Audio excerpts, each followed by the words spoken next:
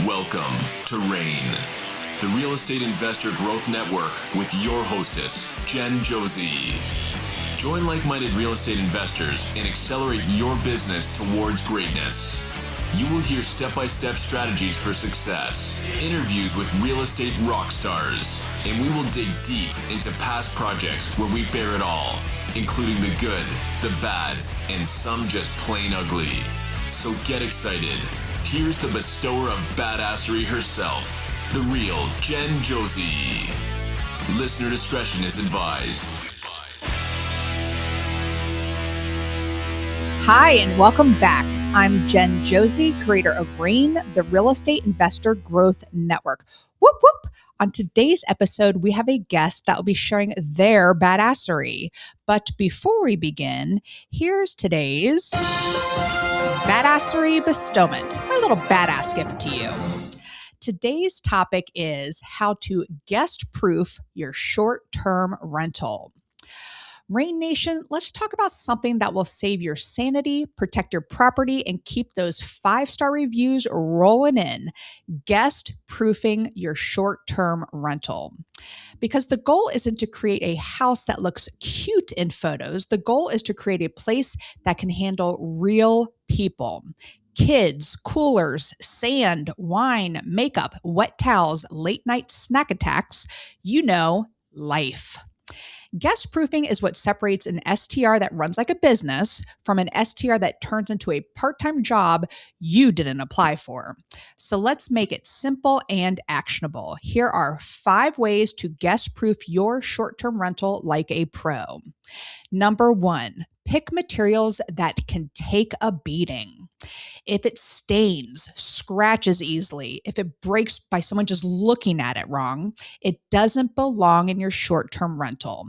Go for washable paint, wipeable surfaces, rugs you can actually clean, and furniture that holds up. You want it to still look great after 100 stays, not just for the day you staged it. Number 2, fix the little annoyances before guests complain about them. Most guest problems are predictable.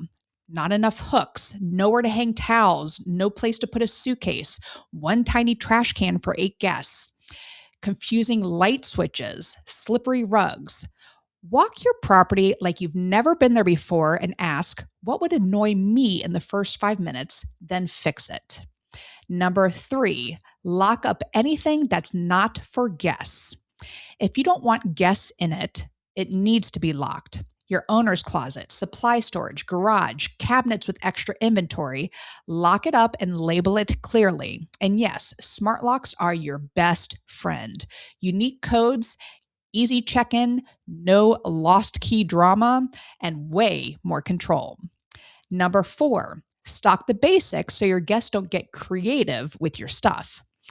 When guests can't find what they need, they improvise. And that's when your nice towels become makeup wipes and your good kitchen stuff disappears. Make the essentials obvious and easy. Extra trash bags, paper towels, toilet paper, laundry pods, dish soap, and a few basic spices. You're not spoiling them, you're preventing problems. And number 5, over-communicate the important stuff in a way people will actually read. Guest proofing isn't just about what you buy, it's what you explain. Give them clear house rules, parking info, quiet hours, and super simple checkout instructions. And for the love of all things holy, make your how-to instructions idiot-proof. Your thermostat, your TV, your hot tub, your fireplace, whatever you've got, friendly, direct, and impossible to misunderstand. So, Rain Nation, here's the badass bottom line. Guest proofing is not about being controlling. It's about protecting your peace and protecting your profit. Set up the place to handle real life. Make it easy for guests to do the right thing, and you'll spend way less time putting out fires so you can enjoy that cash flow. Now, on to today's episode of the Real Estate Investor Growth Network podcast. Today's guest is Buck Joffrey, MD, a surgeon turned serial entrepreneur, real estate investor, and financial educator who has been involved in over $2 billion in real estate transactions. After completing his surgical training at UCSF, Buck made a bold pivot, trading the operating room for the boardroom, building multiple businesses across real estate, internet, and health sectors. He's the host of the Wealth Formula podcast, dedicated to giving high-income professionals the financial education they never received in school or residency, and the #1 international best-selling author of 7 Secrets of Eternal Wealth, a blueprint for escaping the golden handcuffs and building real, lasting freedom. Here's what makes Buck uniquely worth listening to. He didn't just read about wealth, he reversed engineered it. He studied what the ultra wealthy actually do with their money, built a mathematical framework around it, and then proved it worked by walking away from a high-earning surgical career. His mission is to help high-income professionals stop deferring to Wall Street and start building wealth on their own terms. Today, we're covering the surgeon to entrepreneur mindset shift, why traditional financial advice is quietly failing the highest earners in the room, how to build passive income as a busy professional, and the mathematic wealth formula. It's my pleasure to have him on the show. So welcome, Buck Joffrey. Hello, sir. What's so fancy with your show? Mine is so simple and basic. We've been going on. I've been telling you, I've been going on for over a decade, but I guess I haven't really changed. I'm just kind of like black t-shirt, black round. I have not changed my formula for my podcast since day one. Same intro music, same badassery bestowment, all that fun stuff. And I still wear my funny t-shirts as well. So I'm wearing the Boats and Hose t-shirt today. Oh, there you go.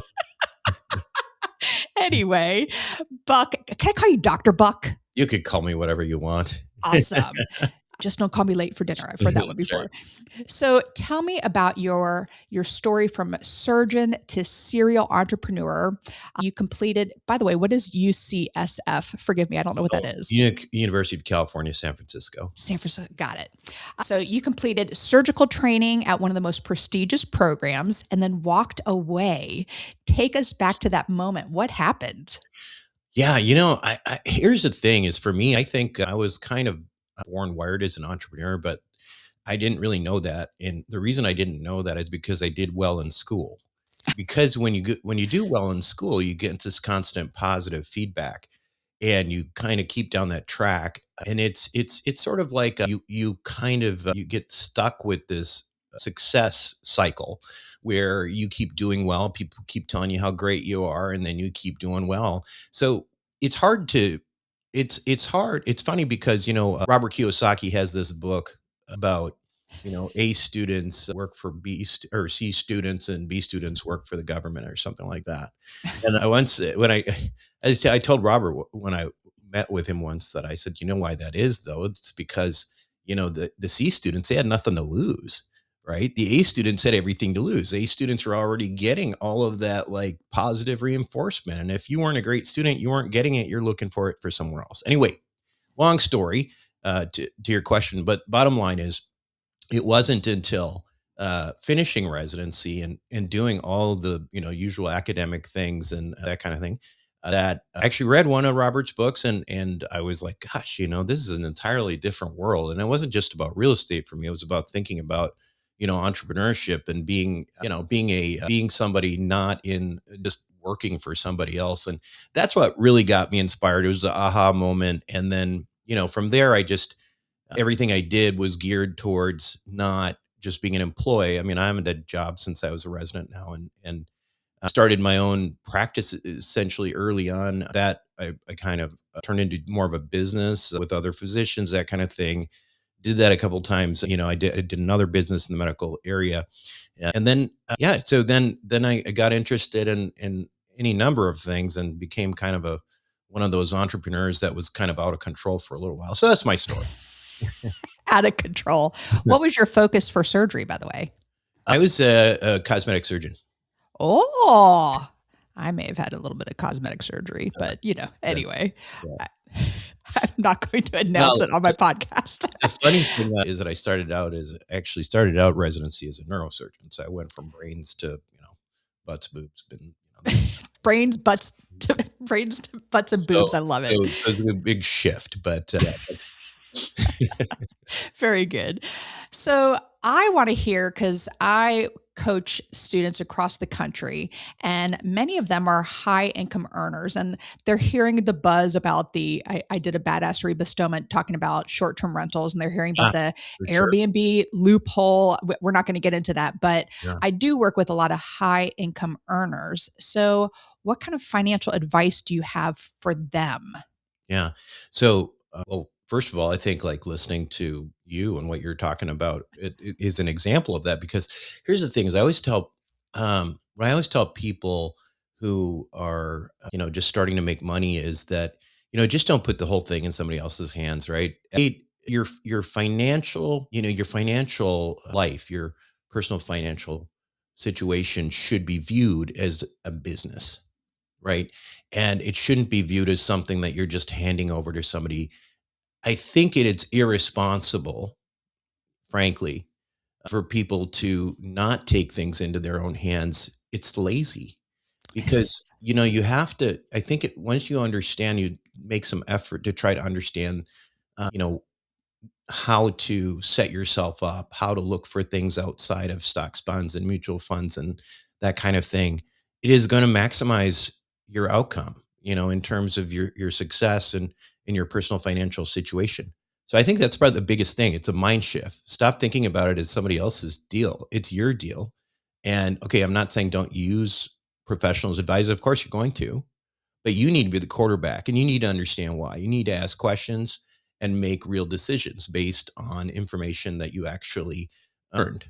So, Huge. And I think your path went from, correct me if I'm wrong, you went from surgeon to kind of boardroom with other doctors and opened your own practice. And then how did you get into real estate? Because, for someone who's working 60 hours a week in medicine, law, or business, and then you tell them, oh, it's passive income, which we all know most of it is not yeah. completely passive.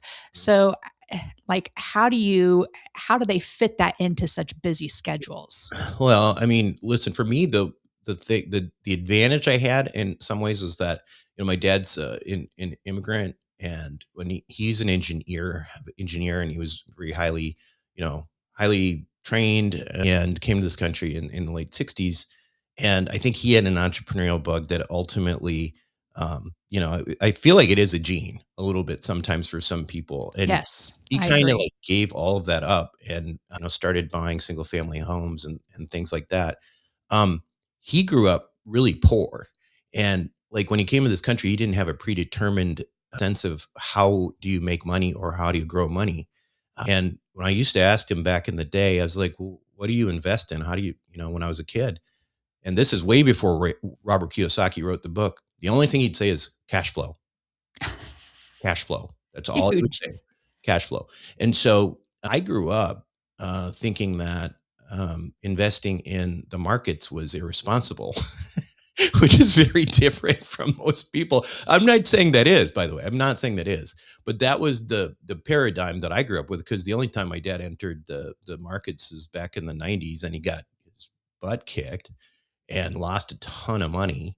And then he went back and he was like, okay, I'm just going to stick to my single family homes and, my duplexes and triplexes. And that was it. So when I started making money, that was the first thing I was thinking. I was like, the responsible thing for me to do is to buy real estate. So then I bought a 8 unit building and I bought a 12 unit building. And, and that's kind of how I started. Now, you're right, though. It's not an easy thing to do. A landlord is not an easy job, right? It's like, that is a fake idea that like you said, it's not passive, right? It's really not that passive. And so for me, like the solution to that was, I started investing in syndications with some well-known syndicators and did it passively, right?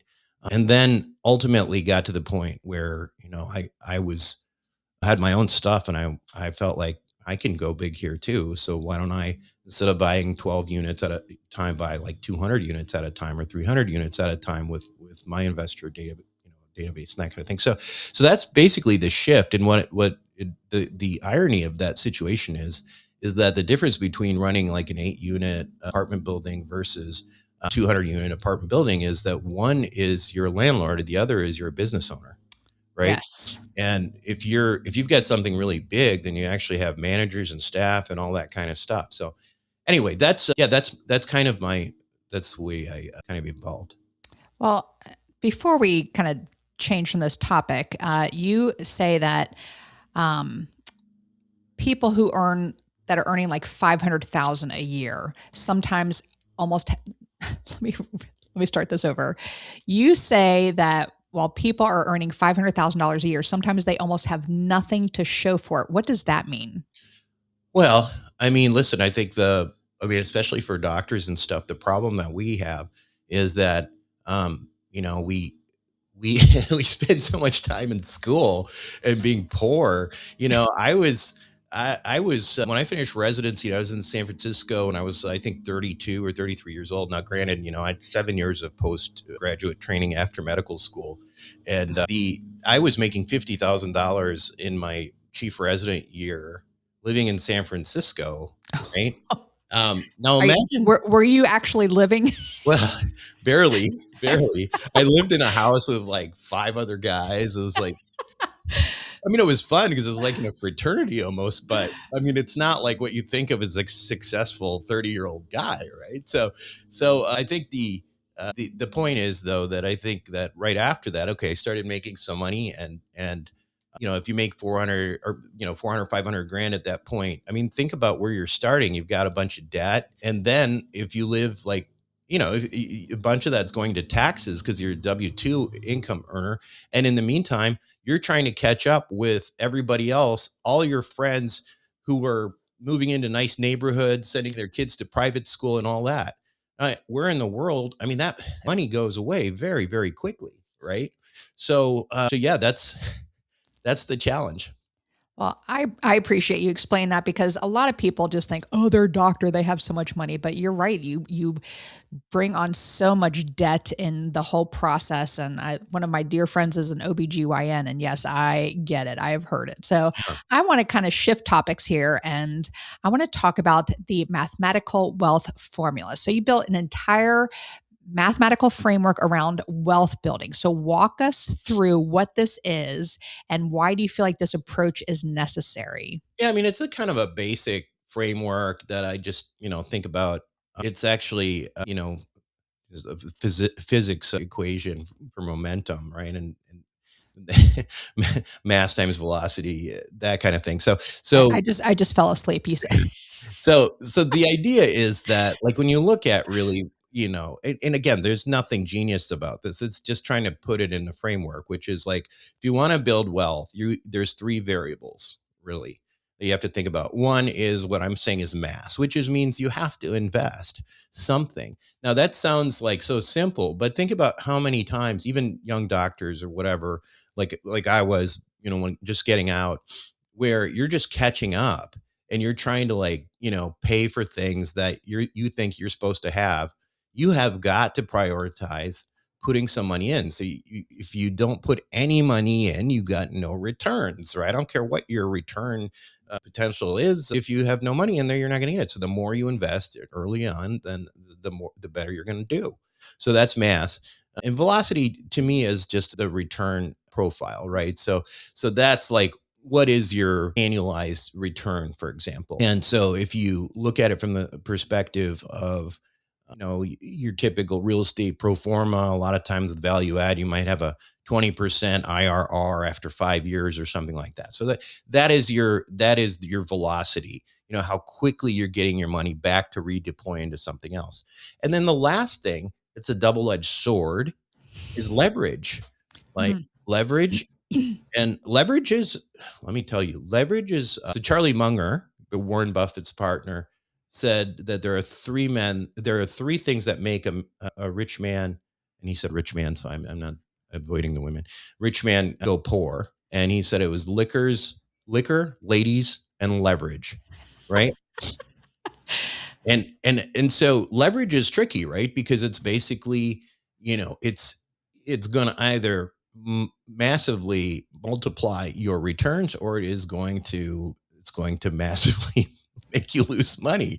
And so it has to be deployed very carefully. However, that being said, I think that it's extremely difficult to go from one level of wealth to another avoiding leverage. Mm, It's very hard. So you have to look at leverage and know that it's a double-edged sword. Use it wisely and multiply your returns. Because frankly, 5, 6, 7% a year isn't going to get you very far. You're barely beating right. inflation. So Well, I mean, you mentioned the three variables, but out of those three, or combining those three, what actually moves the needle? well, I think obviously, yeah, you've just got to deploy money. You've got to deploy money. Even if you're just putting money into, if like, hey, if you want to do the stock market, fine. At least put your, 5 grand a month or whatever into the S&P 500. Do something. I mean, that's going to move the needle. Something is going to move the needle. If you don't put any money into your investments, you're not going to have anything.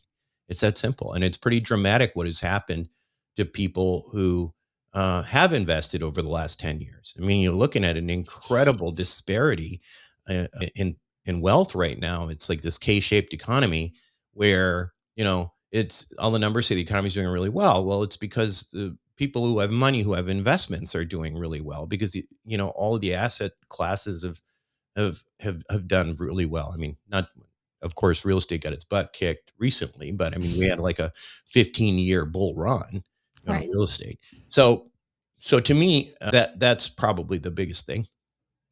Gotcha. So you mentioned women, and women these days are earning more than ever, but there is still a real gap in wealth building strategies presented to them. So, what are you observing, and then why do you think is that's causing it?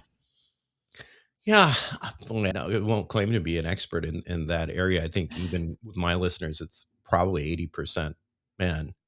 You know, I think it's a problem just with traditional roles. Mm, I think that's probably the biggest thing. And it's obviously it's changing slowly but surely. And I've got 3 daughters, and the oldest is 17, and she's starting to ask questions about money and all that kind of stuff.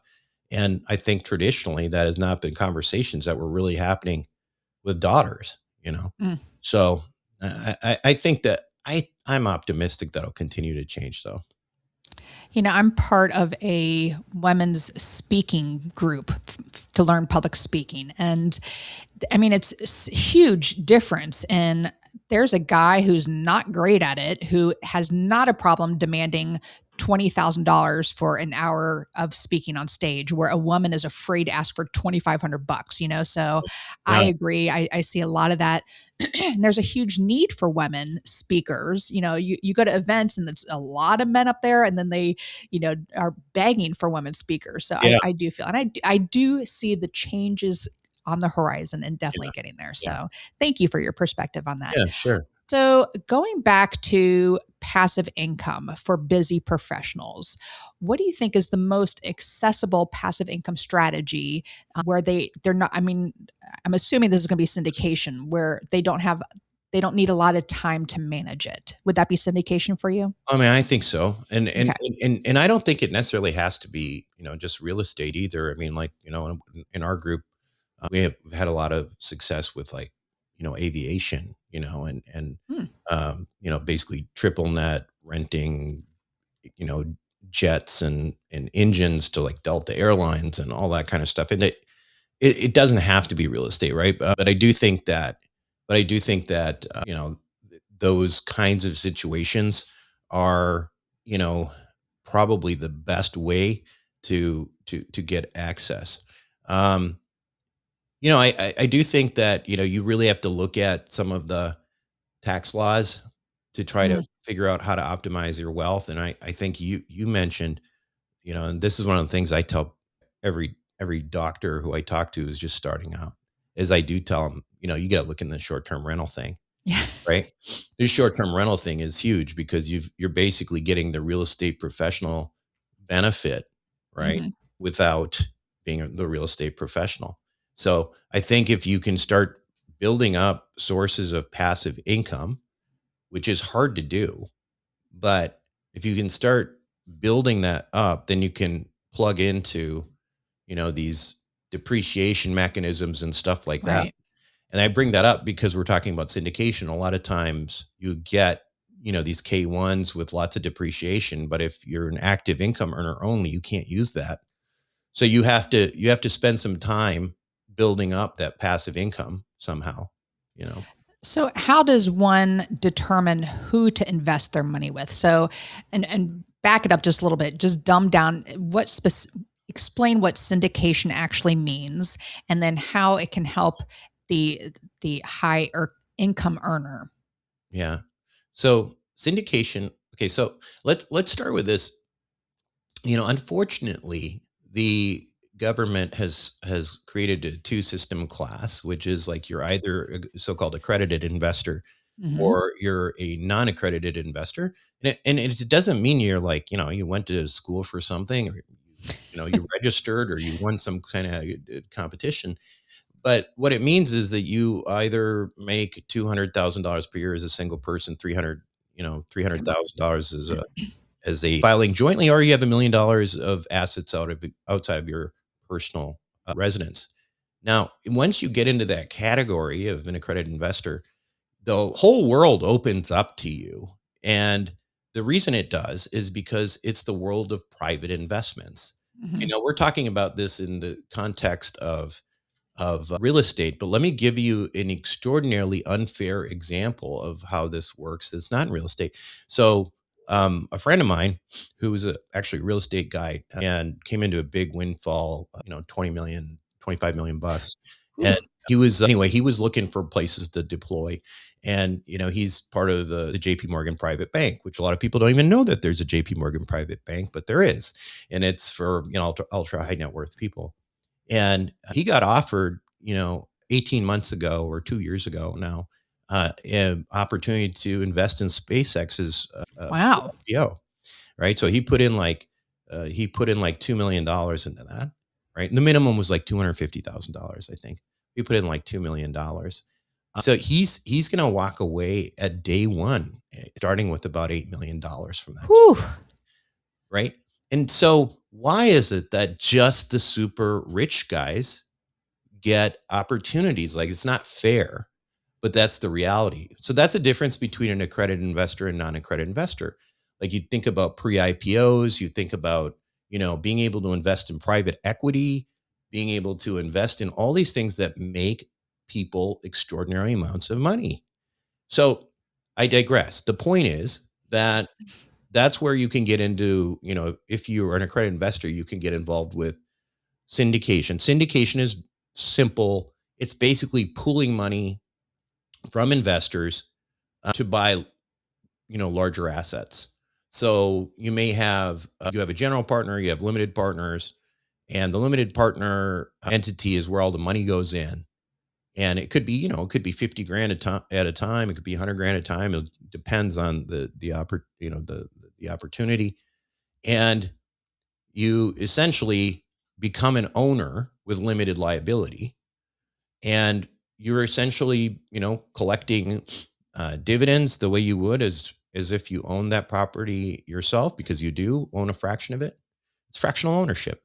You get all the tax benefits, fractional tax benefits, and then at the end, when the property's sold, you get your fractional profit, hopefully. So. So how does one choose the right place to park their money? I mean, I don't think there's an easy answer to that. Yeah. Come on, Dr. Buck. There really is not. I know people like to think about,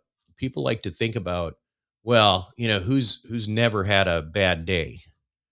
But, There's a lot of people having bad days right now. I'll tell you that. We aren't going to bring up any names, but there's a big one in the news right now. So that's why it's an important question for people out there listening. Like, I don't how do you vet that person? I don't know that you can, in this market, we had a drop of 30 to 40% in equity, and rates that went up at a historically high Yep. slope. Hmm. And I think that the challenge is like there are perfectly good operators that got killed in this. I mean, some very, high profile, well known guys who've just Very respected. very Absolutely. respected. Yep. So if you're saying, oh, I'm not going to ever invest with somebody who's lost money, I think that's here. Let me give you an analogy. So I'm a surgeon. I'm still a surgeon. I don't practice, but we have an old saying. Surgeons have an old saying. If you've never had complications, you haven't done enough surgery, right? That's true. Yep. The point is that you can't just like you can't brush through somebody who's been in business for 20 years and has had a great track record, and then all of a sudden they lost money, in a historically bad moment, and say that they're no good.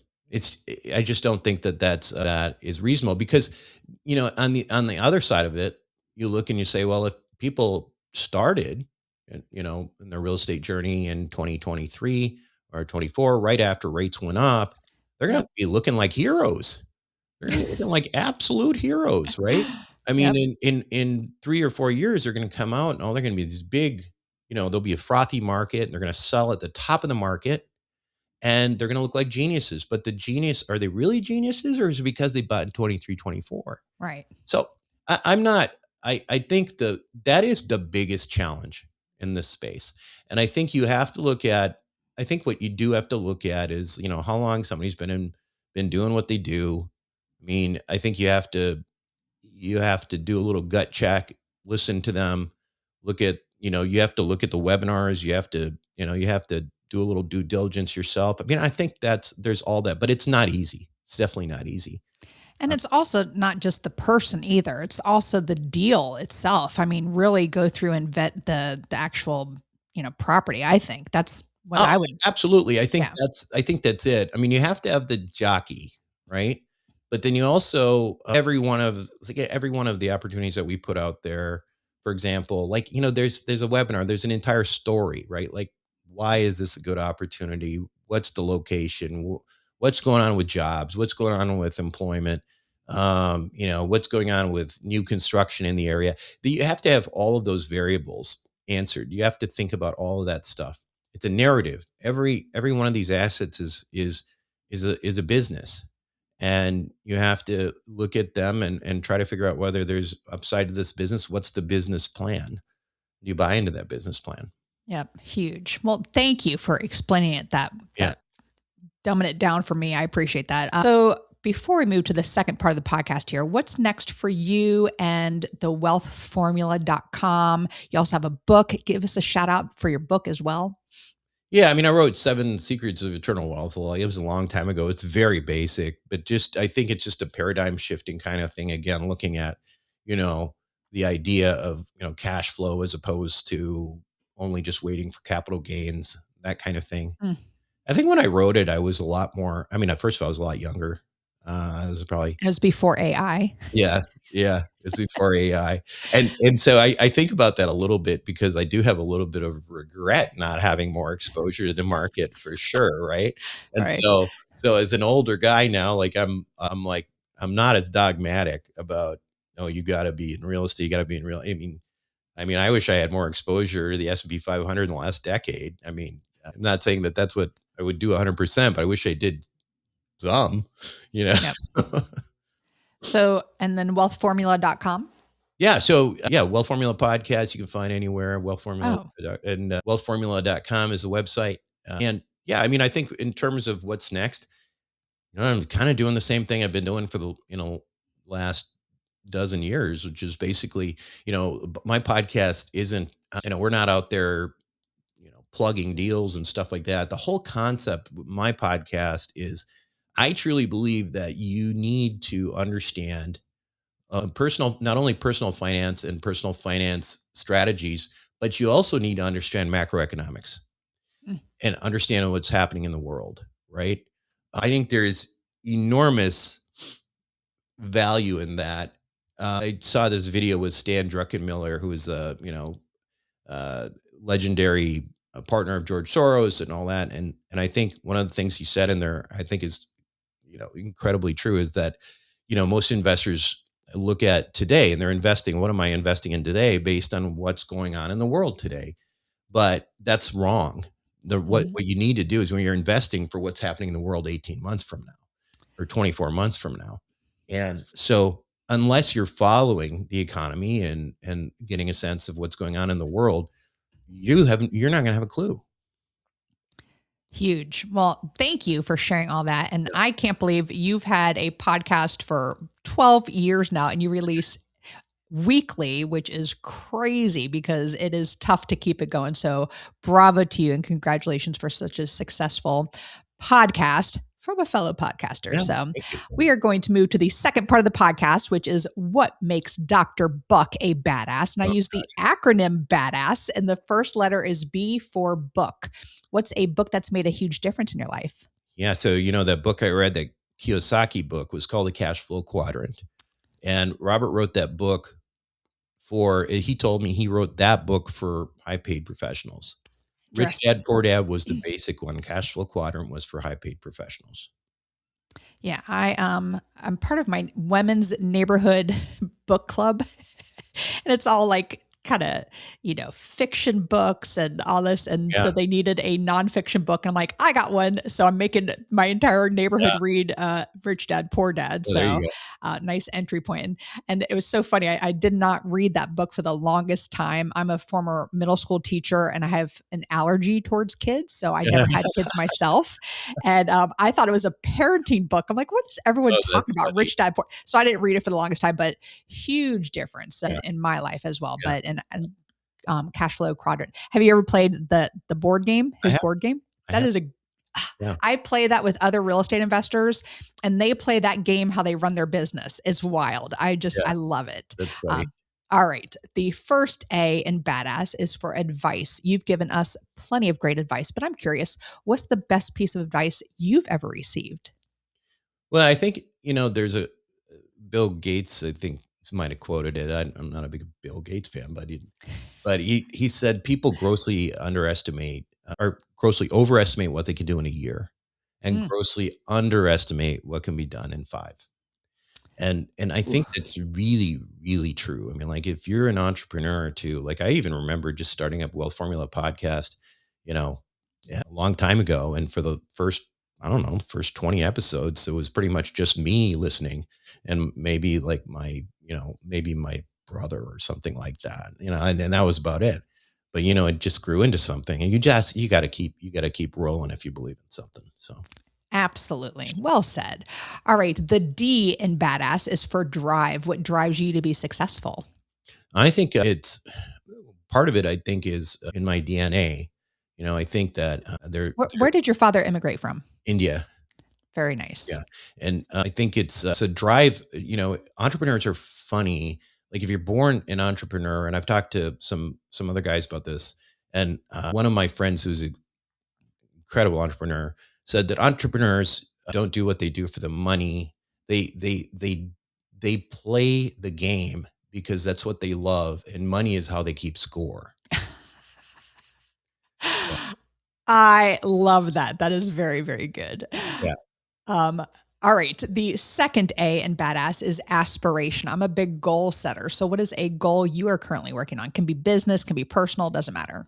Yeah, I think like I'm trying to work on this just sense of being okay with everything every day and not always kind of living, whether things are going well, things are going bad. I still have like 3 daughters at home. I have to be present for and stuff like that. It's really, it's something I have to work towards for sure. A girl dad. Oh, I Yeah. bet that's challenging. Yeah. Mine are so easy though. I mean, I don't, Really? oh yeah, they're so easy. Oh, I love that. All right. The first S in badass is for systems. What systems do you have in place to help you achieve success? Gosh, that. So I'm like, in terms of systems, it's. I think for me, I'm a big list guy. I know it's very basic. I love lists. Yeah, And like I have to have lists, and I have to like. Like in your phone or like Well, it paperless? used to be paper, but now it's in my phone, Okay. right? It I used have to both. have these. I used to have this huge list. I have to rewrite them every day and all that. Now I just whatever. It's probably better to have paper, frankly, because then you don't have to go search for your list. But lists are very important, I think, for me, because like it makes sure. I mean, gosh, if you know you have to get some things done, I mean, you have to figure out what are you going to get off that list every day. You can't go, multiple days without that list changing if you're going to move forward. So it's a very simple thing, but I think it's very powerful, I agree 1,000%. Yeah. Uh, Dr. Buck, this has been so fun. But the final S in badass is for success. What does success mean to you? Yeah, I think success is just about, feeling fulfilled at any different level. Mm. And in that regard, again, that's something I'm still working on, is just feeling like, whatever the money situation is, whatever whatever's going on in business and stuff like that, that you can just feel okay, and feel like you can still enjoy life. You still do your vacations, you still pay attention to your children. That's success. Absolutely. Well, before we go, one more time, how did the listeners find you? And what if they want to invest in any of your syndication deals? Yeah, so it's Wealth Formula Podcast, and you can find that anywhere, YouTube, everywhere you can find any podcast really at this point, right? And then you get to wealthformula.com, and certainly if you're interested, you can always sign up for our Accredited Investor Club on that. And again, we're just focused mostly on education, and if things resonate with people, even through the club, I kind of look at our group when we do webinars as just an opportunity for more education. And if people want to get involved, then they can get involved, but it's no pressure. Well, I am very appreciative of a badass podcaster coming on here and sharing all of your knowledge. I do truly appreciate you being here today. Thank you. Absolutely. And that is all. Thank you for listening, and we'll catch you on the next episode. Now go out there and share your badassery. And don't forget, make it a great day. Take care. Bye-bye. Whoop, whoop. Thank you for listening to RAIN, the Real Estate Investor Growth Network. Be sure to subscribe on your favorite podcasting platform so you never miss an episode. If you need more badassery, you can follow Jen Josey by visiting therealjenjosey.com or become a member of RAIN by registering on rainmastermind.com.